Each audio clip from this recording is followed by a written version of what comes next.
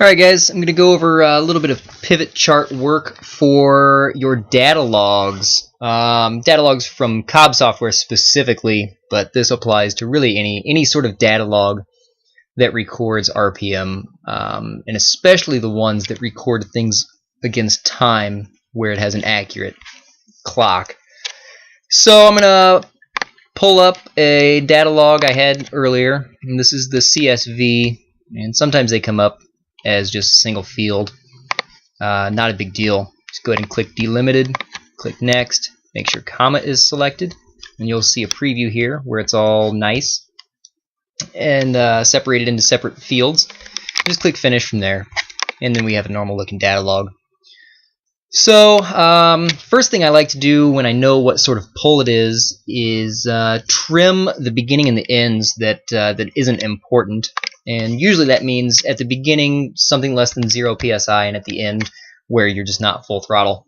Some folks like to use just full throttle as their indicator, but you know, it doesn't take much to get above 0 psi. So at the beginning I typically do that. So in this case, you know, we have a few lines that are below 0 psi. I'm just going to select those entire lines, and I am selecting the entire row, not just a few cells or anything.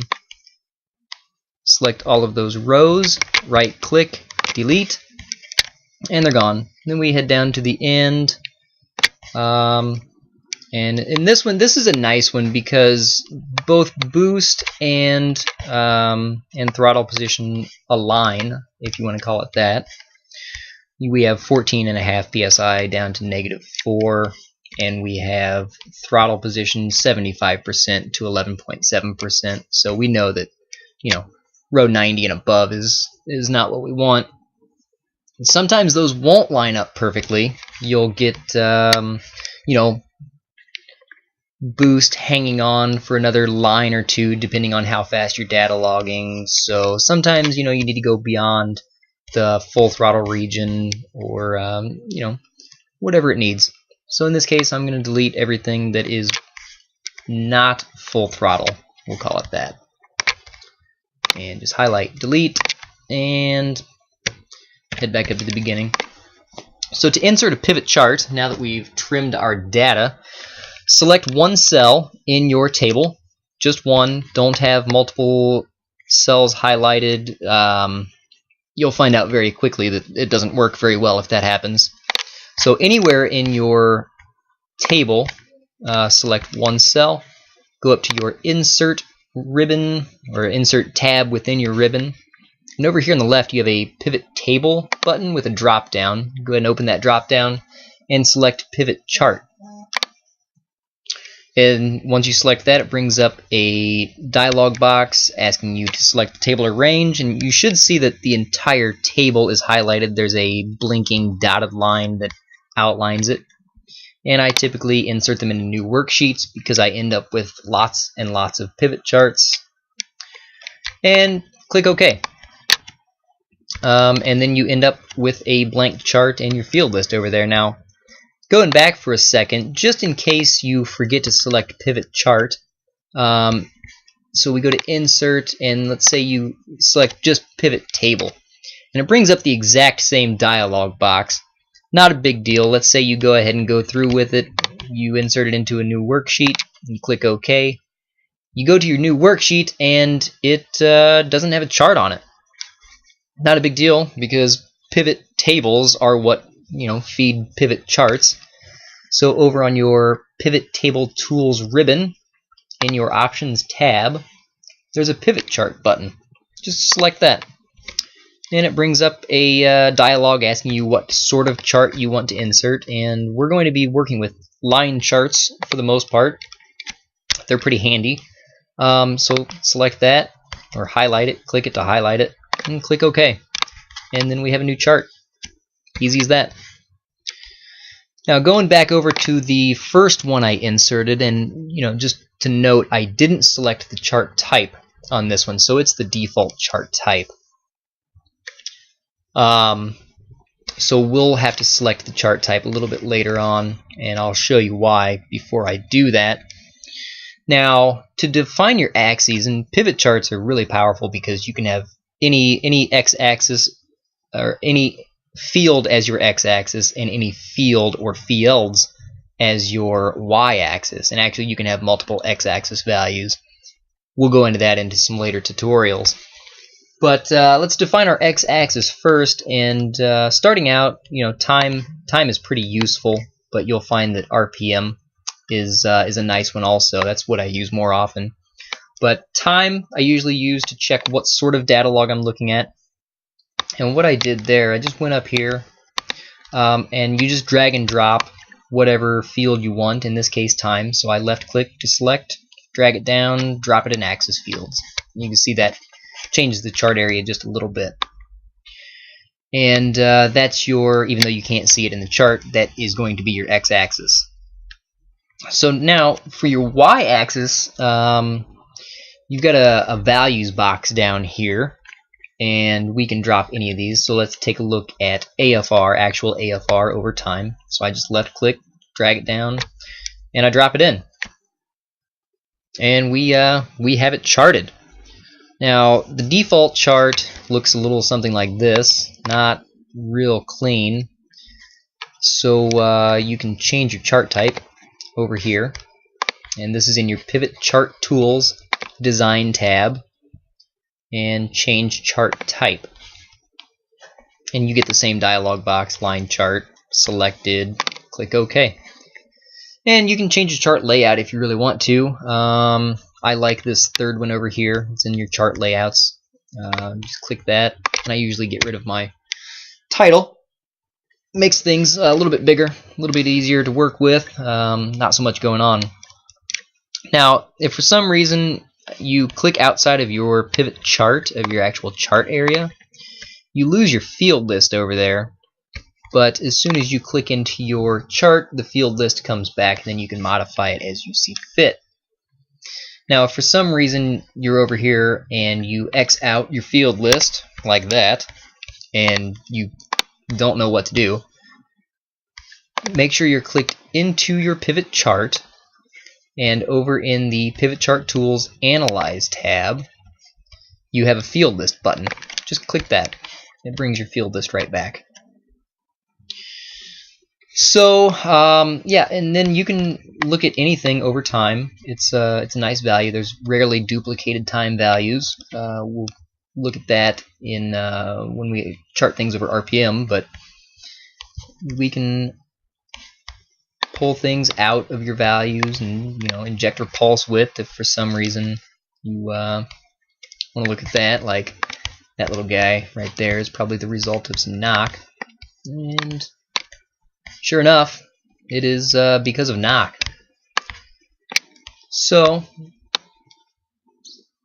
yeah, and another way to bring them into your values, you have all these little check boxes over here. You can check those. You can check as many as you want. You can have all sorts of values in there, and you can pull them out the same way. Now let's look at RPM as your x-axis. That's a little bit more interesting, I suppose. Now, one thing I guess to note about pivot charts, the charts themselves like to resize themselves. It's Excel. It's yeah, it's Excel. So same thing that we did with time. We're going to drag RPM into your axis fields, and then we're going to do the same thing with the Y values. We're going to chart things. Let's take actual AFR as our first example.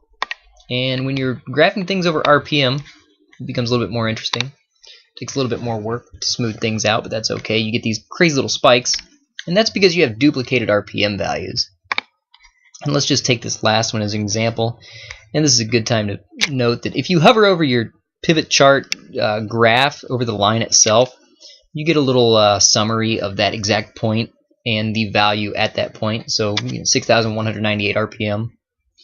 It has a value of 23.2. It's not really 23.2. That's actually two different values. If we go over into our table and we go to that point, 6,092 RPM. No, actually we were on 6,198 RPM. We can see we have two unique time values, two unique rows, but they have the same RPM. And it's looking at these two AFR values, and it's adding them together. 23.2. Let's make sure that, yep, 23.2. So what we can do with pivot charts is in your values, every one of your values will have a drop down.